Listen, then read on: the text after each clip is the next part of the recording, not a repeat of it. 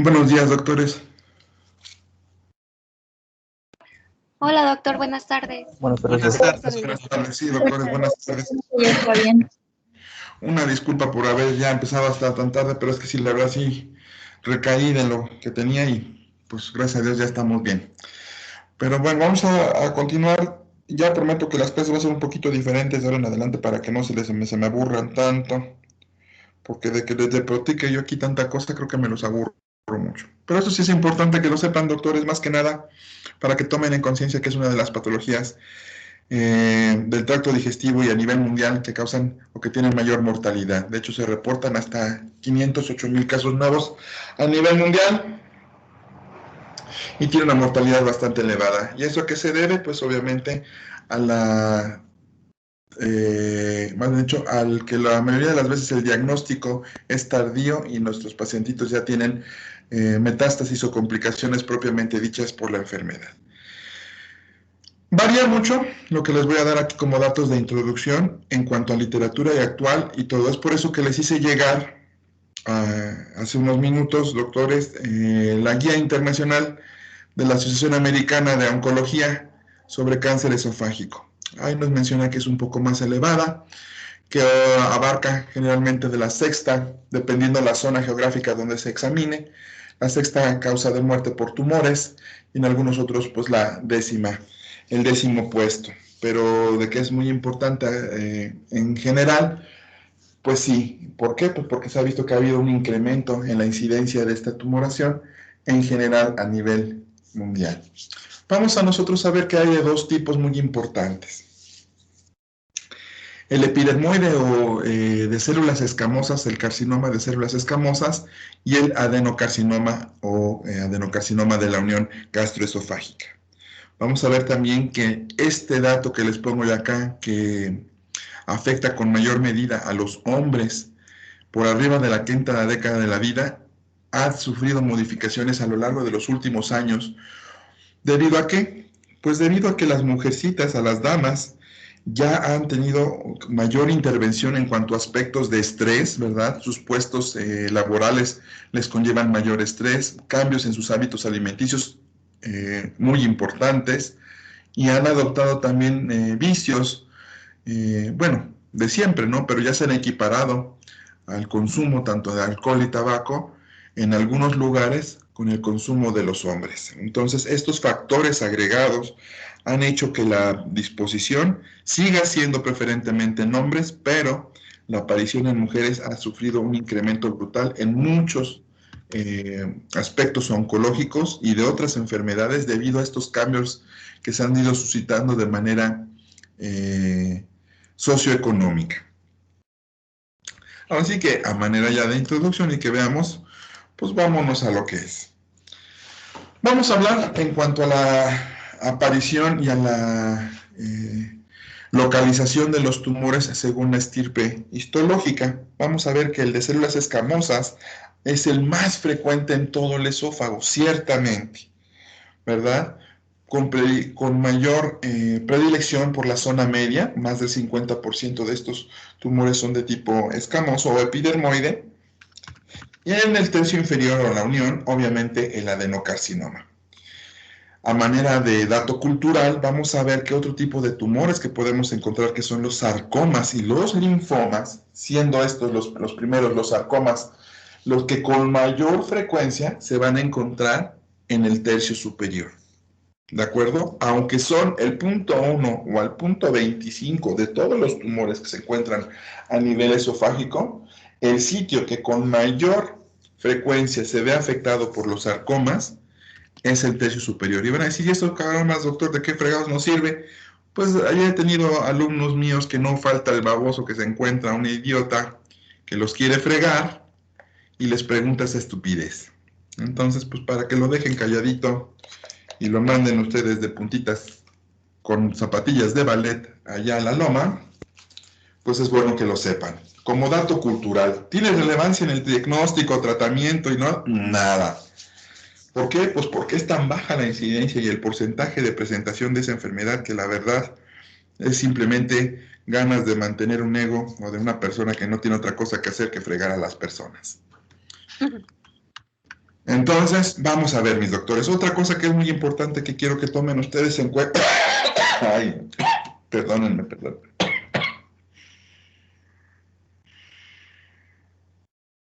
Perdón.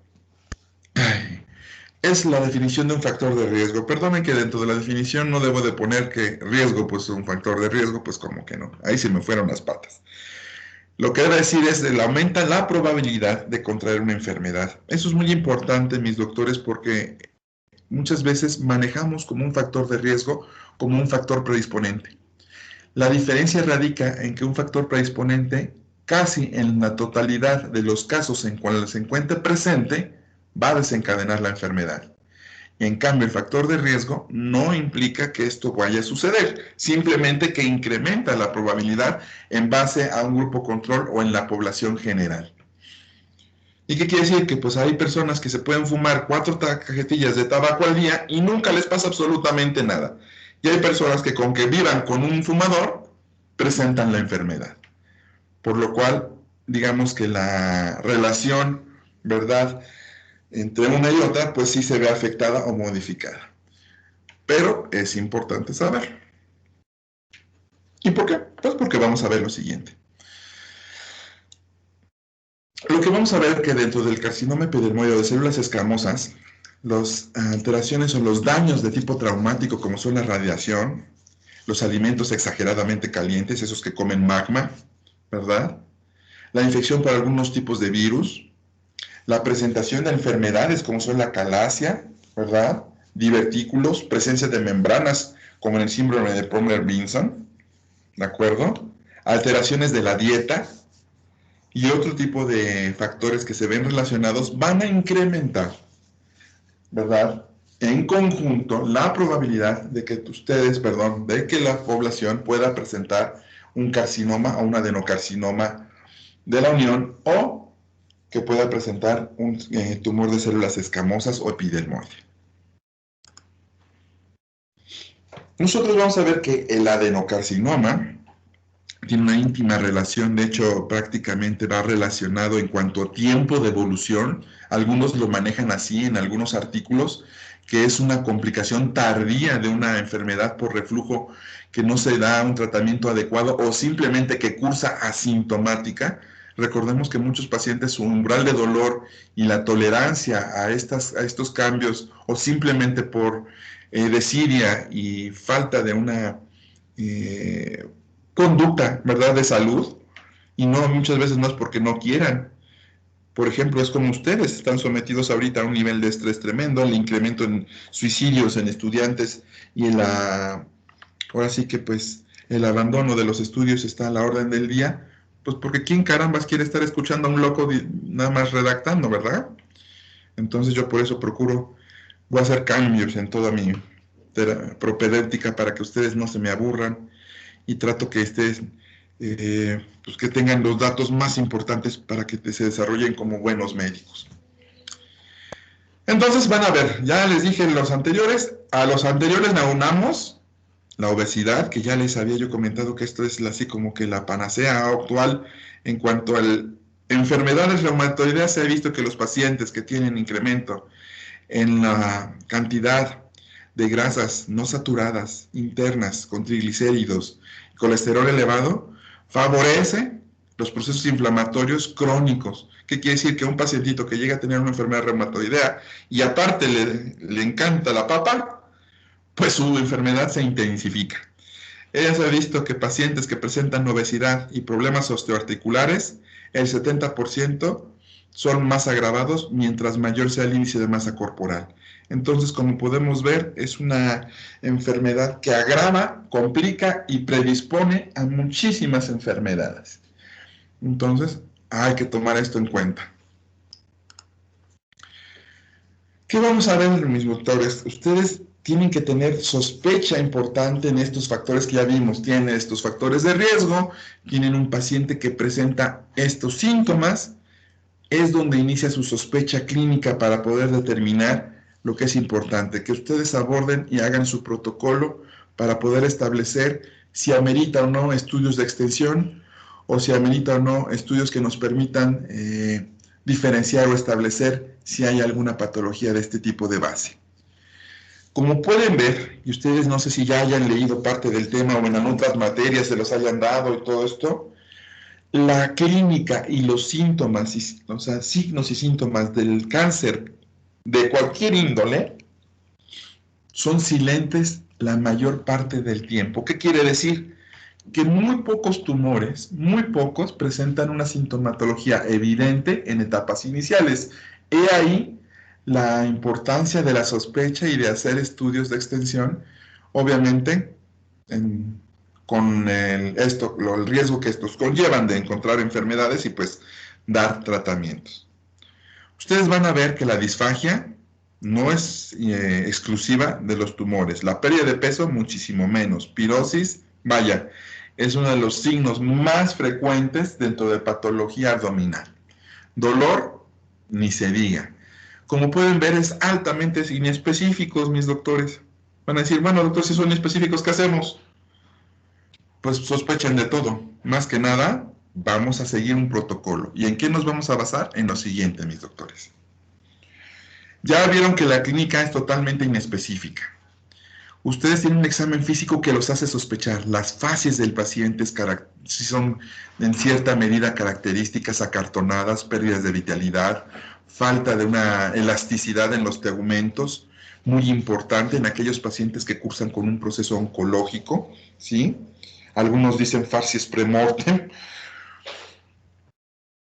Y establecer si ocupa o no. Ustedes van a decir, oiga, doctor, ¿qué es lo que precede o cómo podría ser el protocolo? Vamos de menos a más. Y de estos estudios, los que les van a dar más datos clínicos y histopatológicos que les permitan establecer un diagnóstico, ya sea de presunción o diferencial, más acertado. Fíjense bien. Llega con ustedes el paciente con disfagia, dolor crónico, ha ido bajando de peso. Recuerden que esta pérdida ponderal se ha establecido que tiene que ser mayor al 25% en menos de 3 meses. ¿De acuerdo, doctores? Ya se ha establecido como un parámetro porque es muy variable esta pérdida ponderal. Entonces tiene que ser significativa y en muy poco tiempo. Perder el 25% de tu peso corporal total en menos de 3 meses, a menos que te metas a un régimen severo y una liposucción, es viable, pero en un paciente normal, una pérdida tan grande de peso, ¿verdad? Sí causa sospechas, a menos que esté en una dieta de estas rigurosas, si está en gimnasio, dieta, nutriólogo, toma anfetaminas, le meten un balón intragástrico, pues bueno, doctores, sí los va a bajar, pero en general no. Vamos a necesitar ocupar los estudios que sean de más fácil acceso y que nos brinden más datos. ¿Cuáles son estos dos? La radiografía con bario o el esofagograma y la endoscopía. ¿Y por qué estos dos de manera inicial? Porque nos van a evidenciar si es que hay algún proceso infiltrativo a nivel luminal, si hay cambios en la estructura, nos van a permitir diferenciar si es acalasia, si hay un trastorno o reflujo como tal, no, ya hemos visto que no, pero sí nos puede observar si hay ulceraciones, cambios a nivel de la motilidad esofágica, y la endoscopía sí nos va a permitir tomar biopsias, establecer un diagnóstico histopatológico. Ya con nuevos sistemas que tienen los endoscopios actuales podemos realizar tinciones fotocromáticas, o lo que se llaman cambios de imagen por cambios en la, o más bien dicho, cambios en la imagen o en la amplitud de la onda de emisión, o narrow band image, ¿sí? Que son cambios que permiten una tinción fotocromática que nos va a evidenciar lesiones en etapas iniciales o nos va a permitir observar, dijéramos, tumoraciones o neoplasias de características incipientes, ¿sí? Y actualmente, pues vaya, nos permite, tenemos muchas herramientas a este nivel para poder establecer diagnósticos oportunos.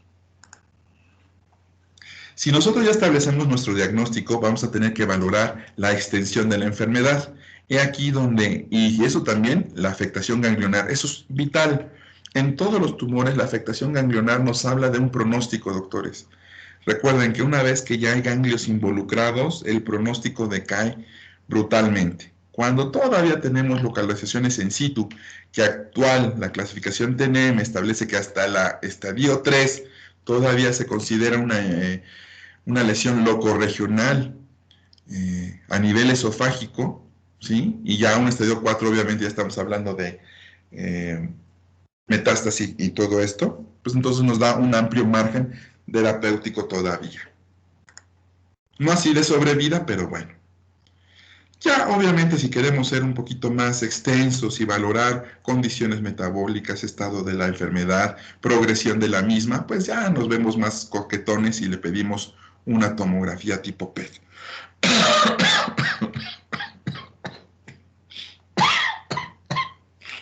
Perdón, doctores.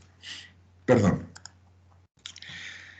Obviamente, dentro de lo que es la evolución de la enfermedad, también tenemos que valorar la extensión de la misma, mis doctores. Y recuerden que la relación entre el tracto digestivo y la vía aérea, pues es íntima. La porción posterior, membranosa, traqueal, pues nos permite que haya cierta zona de constricción o de compresión por parte de un crecimiento a nivel esofágico.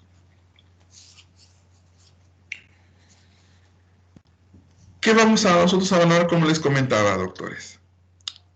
La extensión del tumor, los ganglios y obviamente las metástasis. Eso es en toda la porción oncológica. Esto es lo que nos va a alinear, doctor. Y recordemos, lamentablemente, no sé si a ustedes se los haya yo comentado antes o no, pero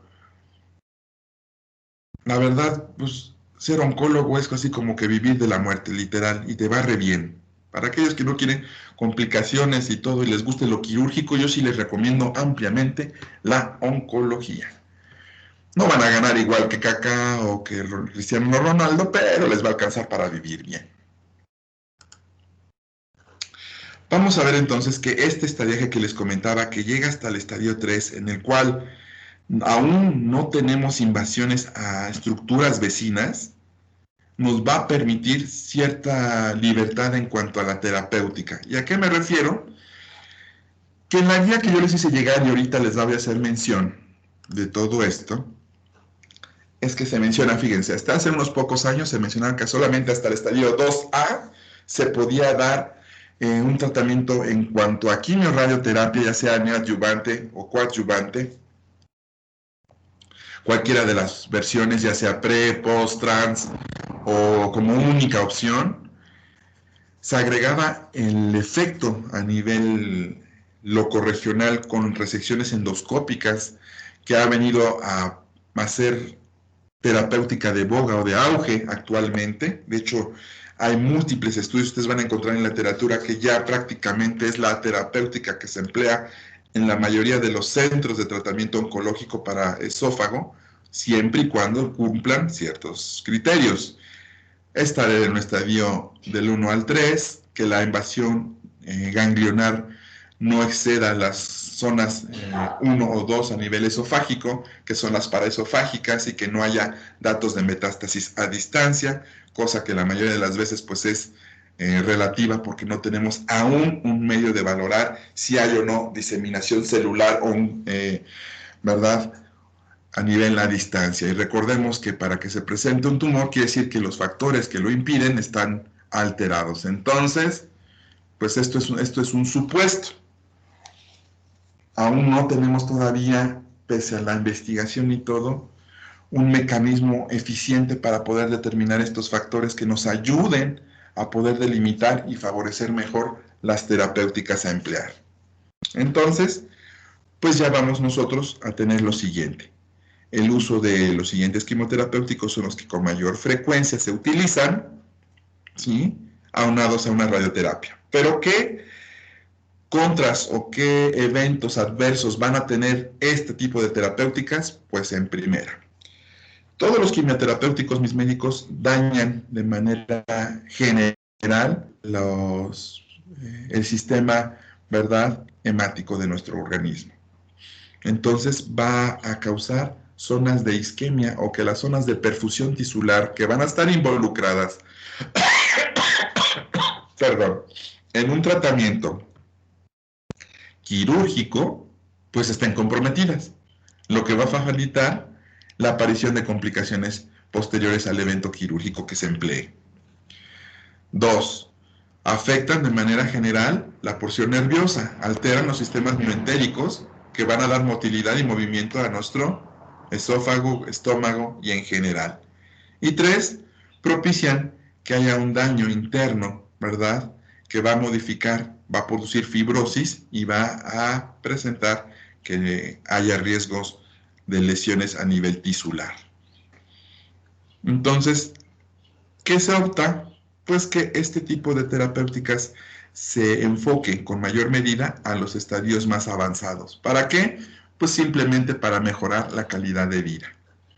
Ahora bien, mis doctores, ya en aquellos pacientes que sí podemos hacer algo, que no están dentro de ese 35%, perdón, dentro de ese 65% que fallece dentro de los primeros 5 años post al diagnóstico, que viene siendo lo mismo que la sobrevida es del 35%, ¿sí? Quiere decir que solamente estos sobreviven los primeros 5 años, pues es más que nada paliativo. Prótesis esofágicas, métodos de alimentación enteral para que la calidad del paciente pues sea lo más llevadera posible, ¿verdad?, durante el transcurso de la enfermedad y prolongar en cierta medida la sobrevida de los pacientes. Permítanme cambiar tantito de diapositivas, voy a ponerles otras. Y mientras les voy comentando que, como habíamos visto en el adenocarcinoma de la unión, el reflujo es lo más frecuente, la metaplasia de Barrett, o lo que es el cambio de esófago de Barrett, es una de las condicionantes más importantes para poder desarrollar la enfermedad. Y aquí lo que tenemos es de que uno de los factores que pueden, o sea, más bien dicho, que se involucran dentro de la fisiopatología de la enfermedad o del adenocarcinoma es la infección por Helicobacter y es de una manera inversa. ¿A qué se refiere esto, mis médicos? Pues que aquellos pacientes que cursan con enfermedad por Helicobacter, en cierta medida, no es que disminuyan o que prevengan o que eviten el desarrollo del adenocarcinoma, sino que fisiopatológicamente hablando, la infección por Helicobacter lo que va a hacer es que va a retrasar la evolución natural de la enfermedad del adenocarcinoma. Eso es lo único que ofrece o la única condicionante que vamos a tener. Otra de lo que vamos a ver en el adenocarcinoma de la unión, ambos, tanto los adenocarcinomas como las células escamosas, su mortalidad es extremadamente alta. En mis doctores, ambos tienen una mortalidad bastante elevada y la tasa de complicaciones, aún con tratamiento, ¿sí?, en muchas ocasiones incrementa la mortalidad de estos mismos pacientes. Entonces, no quiere decir que no se pueda hacer nada por ellos. Ojo, no estoy diciendo que no hay que hacer nada por los pacientes. Simplemente que hay que enfocarnos bien y tratar de establecer un buen protocolo de tratamiento para, en medida de lo posible, favorecer que la calidad y la sobrevida sean óptimas y que pues los últimos años que tengan este tipo de pacientitos pues sean de la mejor calidad posible. Entonces, vámonos a lo que les había comentado. Hasta el estadio 2A, 2B, se considera que podemos tener una opción terapéutica quirúrgica viable. A lo largo de los años se han hecho múltiples técnicas que ustedes van a poder revisar en la literatura. Hasta hace unos 30, 40 años, las opciones más frecuentes eran el ascenso gástrico o la transposición de colon. Posteriormente se introdujo también transposición o colocación de injerto de yeyuno, ¿sí? Eso era cuando las resecciones eran muy bajas y nos permitía hacer una rotación que no comprometiera la vascularidad del injerto y nos permitiera una adecuada anastomosis. Elongaciones, técnica de Plants para la elongación gástrica cuando hacemos ascensos gástricos y una esofagectomía. Cada uno de los procedimientos que les he comentado ha tenido sus bemoles y de hecho todos tienen sus inconvenientes. Los más frecuentes, pues imagínense, la transposición de colon prácticamente ha quedado en desuso porque la calidad de vida y las secuelas posteriores al procedimiento son más que nada socialmente inaceptables. Imagínense vivir todo el tiempo con aliento fecal, ¿sí? Tener reflujo mucoso y que pues salga ahí, y no porque no se puedan modificar las estructuras y obviamente al cambiar la flora a nivel colónico, pues propiamente va a ir modificándose esto, pero durante las primeras estancias y los primeros meses, pues es prácticamente una de las complicaciones más frecuentes de la transposición colónica. Asimismo, como la falta de una motilidad, ¿verdad?, descendente, lo que va a tener unas repercusiones en cuanto a la calidad de vida muy importantes. El ascenso gástrico también, la tensión que se ejerce sobre los sitios de anastomosis y las técnicas que se requieren para poder elongar el estómago lo suficiente para una anastomosis libre de tensión, promueven que las complicaciones de la con fistulizaciones sean muy elevadas en este tipo de procedimientos. Asimismo, los procesos infecciosos, que también conllevan el mayor riesgo en estos pacientes. Entonces, ¿qué vamos a ver nosotros? Pues que también las esofagectomías y las técnicas de reparación, pues llevan una comorbilidad muy importante, ¿sí?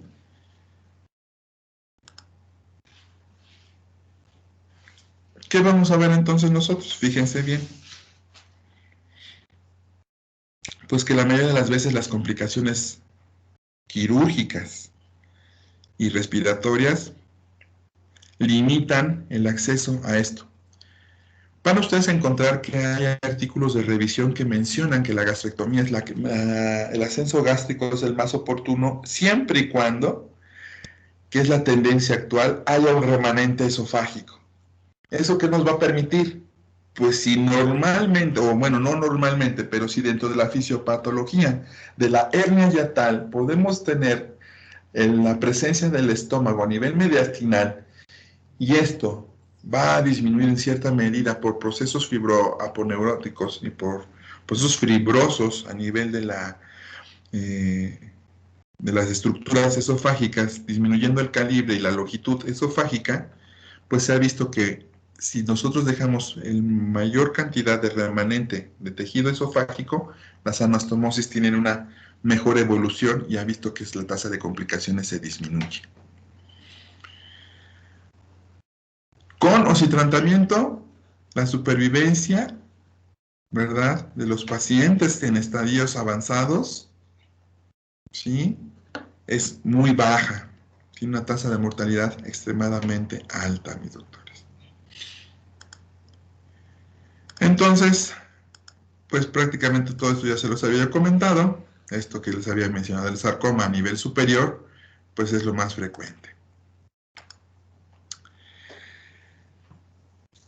¿Qué tienen que hacer ustedes? No es valorar si va a sobrevivir, si la terapéutica que van a encontrar, que si es esto, no. En lo que les corresponde a ustedes, y eso se los he dicho siempre, como médicos de primer contacto, es establecer diagnósticos y una referencia oportuna. Si tienen la sospecha, inicien su protocolo de manera adecuada. Médicos Créanme que la mayoría de los pacientes van a verse o se van a ver reflejados con una gran simpatía por ustedes si optan por pedir una radiografía, estudios que en verdad les ayuden. Si ustedes, su sospecha diagnóstica clínica es una calasia, no opten puramente por la manometría, pidan su esofagograma.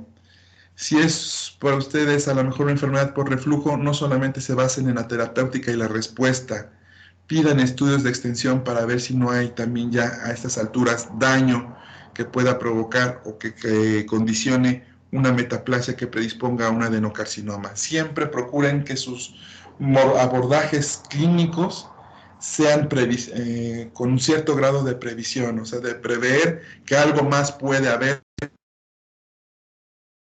o se puede. Eso les va a ahorrar y les va a dar una gran aptitud clínica y los va a colocar en los primeros lugares dentro de la preferencia del público, porque van a ser ustedes muy buenos médicos si en su praxis se enseñan a hacer de esta manera. No sigan malas costumbres que tenemos a veces nosotros ya por experiencia, que obviamos estudios o que obviamos protocolos o no enfocamos de manera concreta y directa a nuestros pacientes. ¿Sí? ¿Hay alguna duda o pregunta, mis doctores?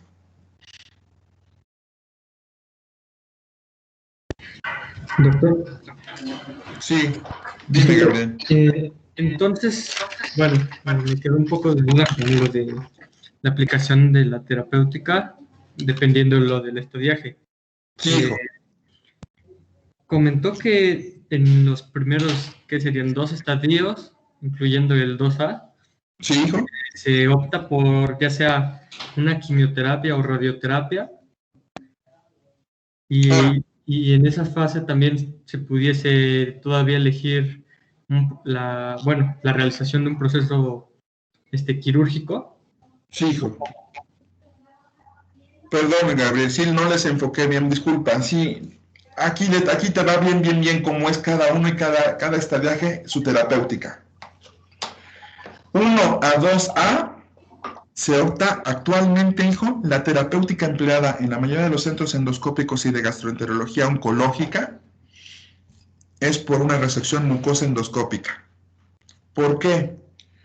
Porque tenemos la opción de hacer el marcaje, eliminar el sitio de afectación y proporcionarle bordes libres o más que nada, liberar de la zona afectada para que la quimio y radio empleada de manera neoadyuvante sea menor en ciclos y con una mejor efectividad. Si nosotros tenemos un tumor que está en un estadio 2B, la guía que yo les acabo de enviar en cuanto a terapéutica recomienda ampliamente que se realice resección mucosa, quimioterapia previa y en casos de que nosotros tengamos extensión ya confirmada a nivel ganglionar, radioterapia. Estadios por arriba del 3, ya 4, que ya se confirman como estadios complicados o metastásicos, según lo que les acabo yo de enviar, la terapéutica recomendada siempre es quimio radio previa y si las condiciones mejoran, ¿qué quiere decir? Si el tumor involuciona y permite que se pueda realizar una resección, se prefiere el tratamiento o abordaje amplio con esofagectomía y algún método, ¿verdad?, de constitución de tránsito esofágico. Translocación de yeyuno, gastrectomía parcial o ascenso gástrico. ¿Sí me explico? Para esta terapéutica es lo que se emplea actualmente. Es la mecánica que se está tomando en la actualidad para el manejo de este tipo de pacientes. Y aún con ella, aún con la terapéutica que yo les estoy diciendo, la sobrevida sigue siendo un problema y la mortalidad sigue siendo una de las más importantes dentro de los tumores a nivel abdominal. Ok, doctor. ¿Y habría alguna condicionante para determinar qué es mejor, si una radioterapia o una quimioterapia? Claro que sí, hijo, claro que sí.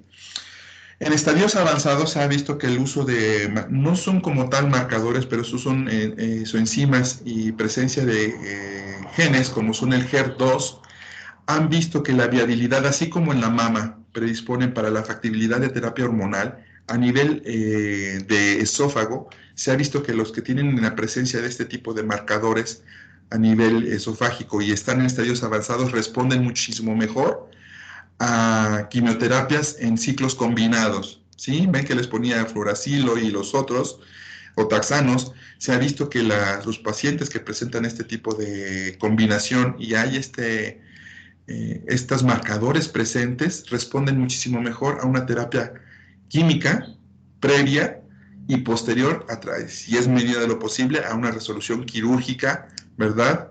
Y combinada. Se les denomina terapias combinadas a los pacientes que presentan esto y se ha visto que la tasa de supervivencia mejora considerablemente en estos pacientes, mi doctor. Y en quienes se recomienda la radioterapia como proceso inicial en aquellos pacientes que hayan sido sometidos a un estadificaje temprano y que se encuentre ya sea o in situ o en estadio 1 y que tenga afectación o que tenga extensión hacia la capa muscular. Se ha visto que la resección mucosa y la radioterapia en estos pacientes ha elevado la sobrevida, no significativamente, pero sí ha visto que tienen mejor tasa de respuesta. Entonces, acorde a estos procedimientos, y no se los hago mención mucho, doctor, no porque no sean importantes, sino porque ya se los hice llegar de manera puntual, obviamente si tienen mayor duda para esto en las guías, pero porque esto ya es más que nada de alta especialidad, esto ya es de un procesos oncológicos en determinar, dependiendo el estadio en que nosotros tengamos al paciente o sea referido para brindar una mejor terapéutica.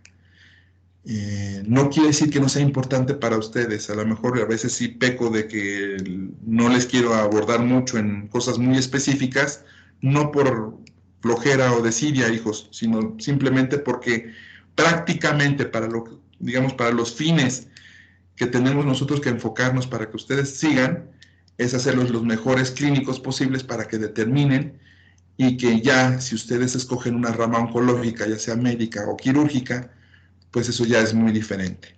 ¿Sí, doctor? Sí, doctor, muchas gracias. Sí, hijos, pero sí les hice llegar, o sea, no crean que los abandono, o sea, no crean que soy tan mendigo. Sí les hice llegar ahorita las guías y todo eso, las actuales, pues para que le den una leidita y ahí justamente viene la terapéutica y lo que te comento.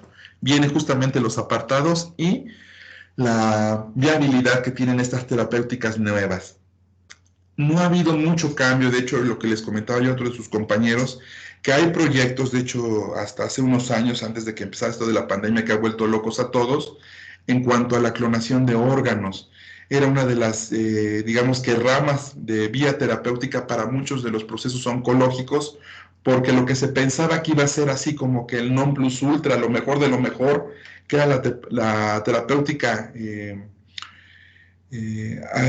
me fue el nombre, hijo, molecular, ¿sí? Y la genoterapia iba a ser así como que el parteaguas para una nueva abordaje de las terapéuticas oncológicas, no ha tenido en la práctica ni en los estudios los resultados esperados. Entonces, vaya, qué mejor poder tener, imagínate un clon de tu hígado que puedas trasplantar de manera correcta sin síndrome de rechazo y que podamos liberarlo de esas lesiones primarias o afectaciones a nivel de oncogenes y de protectores celulares que puedan librarnos de una recidiva oncológica como ha sucedido en los trasplantes, como sucede en muchas de las terapéuticas empleadas a nivel oncológico, hijo.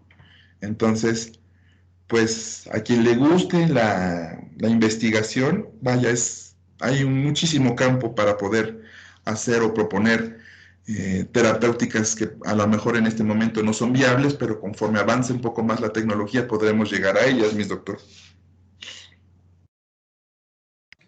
Muchas gracias, doctor. ¿Alguien más? ¿Alguna duda, mis doctorcitos?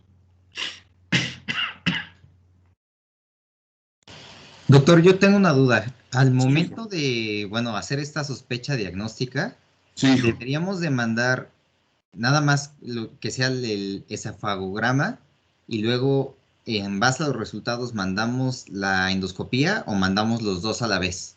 Sí, hijo, mira, muy bueno, mira.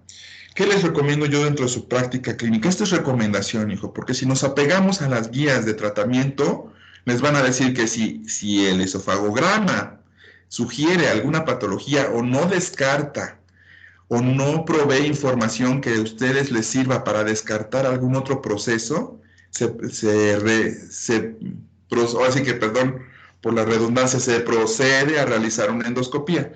Yo te recomiendo, hijo, que te evites broncas. De una vez, perdónenme la expresión, doctores, no es grosería, ni es bajeza, ni eso es, pero déjaselas caer con todo, hijo. Más vale que tú estés tranquilo.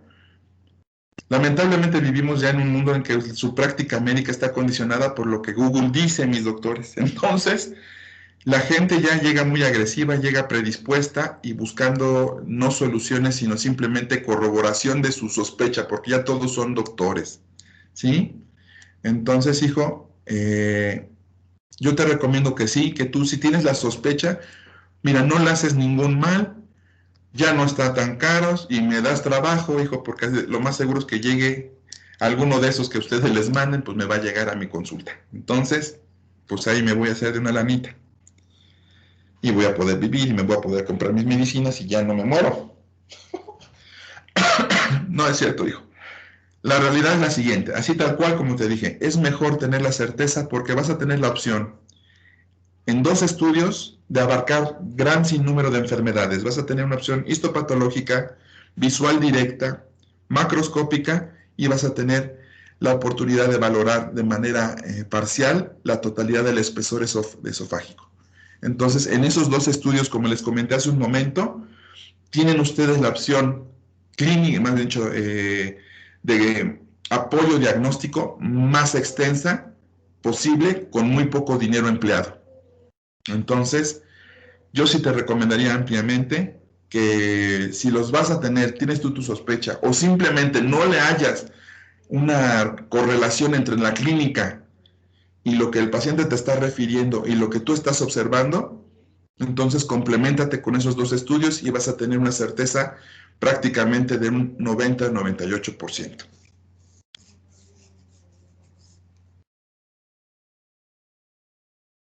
Gracias, doctor. Sí, Enrique. Sí, hijo. Doctor, Dime, hijo. otra duda. El esofagograma y la endoscopía la institución pública, ¿en qué tiempo se lo realizan al paciente? Ah, mira, hijo. El esofagograma, te voy a decir, mira, y no es que yo le eche tierra a mis colegas internistas, pero parece como que si se les olvidara, como están tan metidos en los chochos, y miren que no tengo nada en contra de los internistas, para que no digan, ay, el pinche doctor es, ay, perdón en francés, el doctor es bien mendigo, siempre les tira a tierra a todo el mundo, como si fuera tan fregón. No, no soy fregón, hijo, pero lamentablemente se nos olvida, hijo, a mí también. Está dicho, y ustedes lo pueden encontrar en varias literaturas, en varios libros, generalmente de motilidad y de trastornos esofágicos, que el estudio de elección o predilección para poder determinar alguna afectación a nivel esofágico es el esofagograma.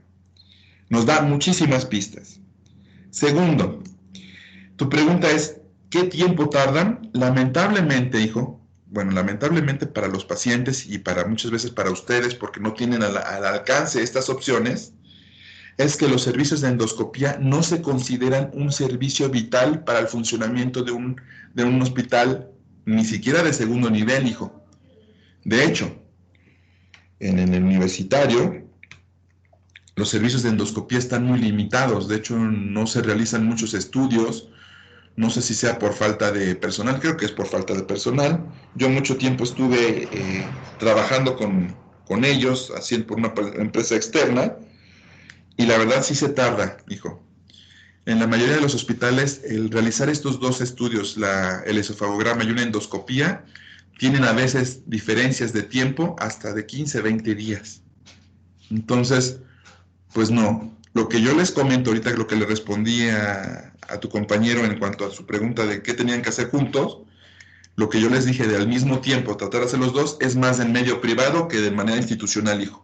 Porque hay veces que en la institución tardan 10, 15 días en realizarse uno, 2, 3 días en realizar el otro. Muchas veces luego dicen no hay medio de contraste, el medio de contraste llega en una semana, el endoscopista está en un curso o simplemente no hay, ¿sí? Entonces, lamentablemente, hijo, la viabilidad de poder realizar estos estudios para que ustedes tengan la certeza y con rapidez, en la mayoría de nuestros centros médicos o nuestros institutos, es muy pobre esta relación de tiempo. Estoy hablando de México, ojo. Otros países, bueno, toda Latinoamérica, parte de Asia, África, y todo eso estamos igual de fregados, entonces no crean que es algo así como que mucho. Y tampoco en Estados Unidos no es algo que sea muy viable porque los costos también son elevados. Por ejemplo, un estudio endoscópico en Estados Unidos, el costo más bajo que se presenta es de $800 el procedimiento. Acá somos muy sonsos y pues hay personas que lo encuentran hasta por 4,000 pesos, hijos. Entonces imagínense la diferencia. Sí, doctor. Gracias, ¿eh? Sí, doctor. ¿Alguien más, mis doctores? Doctor, una pregunta. Dime. Esto tal vez puede ser un poquito avanzado, pero por ejemplo, cuando ya se encontró que pues ya no hay nada que hacer por el paciente, ¿qué se le puede dar pues para, aunque sea bajar el dolor y todos los síntomas que pueda sentir? Muy bien, doctor. Esto va para ustedes porque son los únicos que preguntan. Ahí te va, hijo.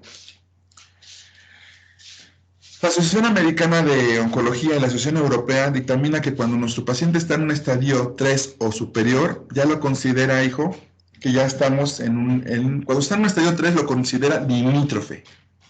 ¿Qué quiere decir? Que ya está casi fuera de terapéutica convencional, quimio, radio, cirugía, y lo considera que ya entra dentro de los factores como para, dependiendo el estado general del paciente, lo considera si ya es terminal o no. ¿A qué me refiero? Pues si ya está con mucha pérdida nutricional, ya su índice nutricional es muy bajo, sus estados de coagulación, su función hepática, su función renal ya es deplorable. En fin, todo este tipo de condicionantes van a determinar si se hace algo o no que no se haga. Algo que queda muy claro en todos los manuales, en todas las guías, es de que hasta el último momento se debe de tratar de proporcionar calidad de vida. Si no le puedes ya ofrecer algo que mejore y que prolongue esta, tú tienes la obligación como médico en cualquier condicionante de ofrecerle calidad. ¿Y a qué nos vamos a referir? Si ella no puede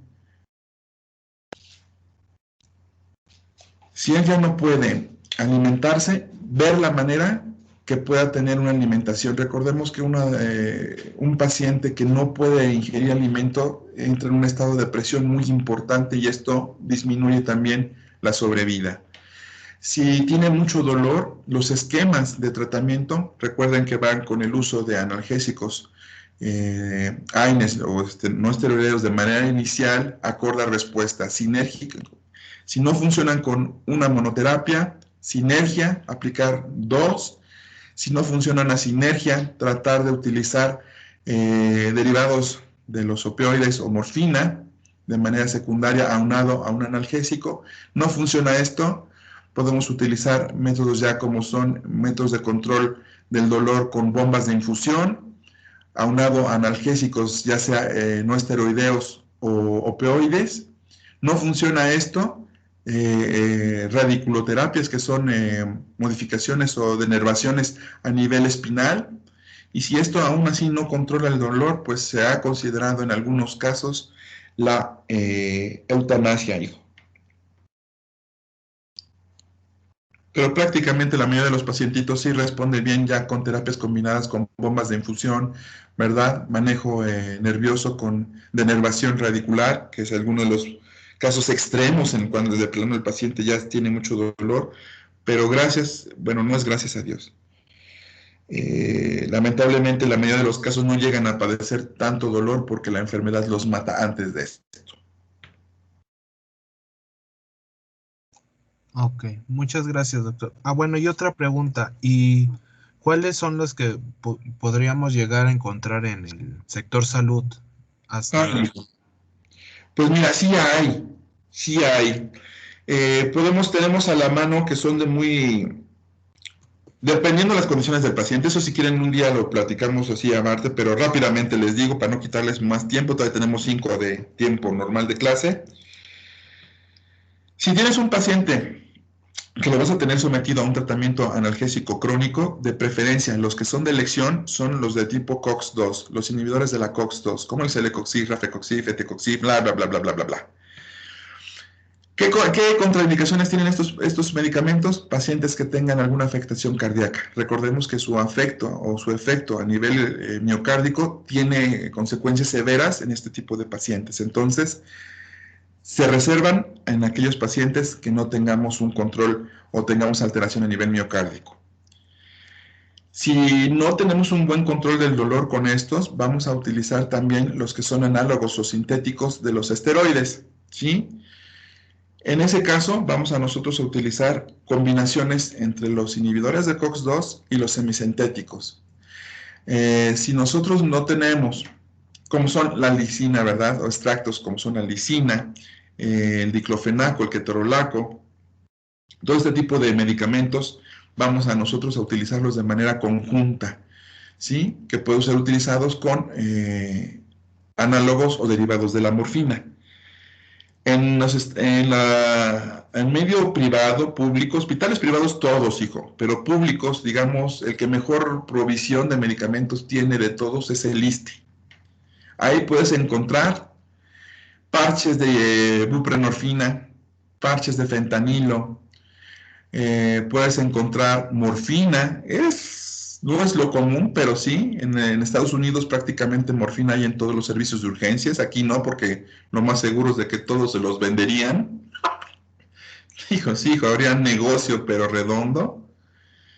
Entonces, lo que más vas a encontrar es esto: fentanilo, buprenorfina, tramadol, ketorolaco, diclofenaco, son los que con mayor frecuencia vas a encontrar en la mayoría de los hospitales del sector salud, hijo, ya sea ISSSTE, Seguro Social o Secretaría de Salud. Son los que puedes llegar a encontrar, pero los que de cajón vas a tener a la mano va a ser ketorolaco, diclofenaco, ibuprofeno, ketoprofeno,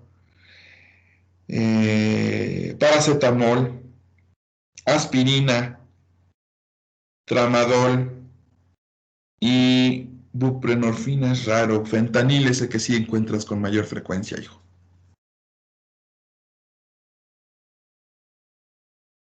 Muchas gracias.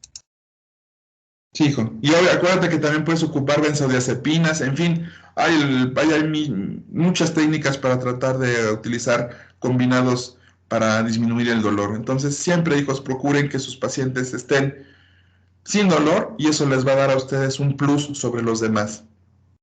Si gustan, les hago llegar una guía que dice cómo combinarlos y todo. Si quieren, se las envío. Si no, ustedes digan. Sí, por favor. Excelente. Sí, doctor, por favor. ¿Sí? Entonces ahorita se las hago llegar, hijos. Ahí vienen todos, nombres. Lamentablemente el 80% no lo tenemos disponible en México, pero ahí vienen todos nombres, marcas, todo. Ahorita se los mando, hijos. Gracias, Muchas doctor. gracias, doctor. Entonces nos vemos mañana para empezar con estómago y ya no perder más tiempo, mis doctores. Pasen bonita tarde. Sí, doctor, Gracias, muchas doctor. gracias. Igualmente. Gracias, doctor. Gracias, doctor. Hasta luego.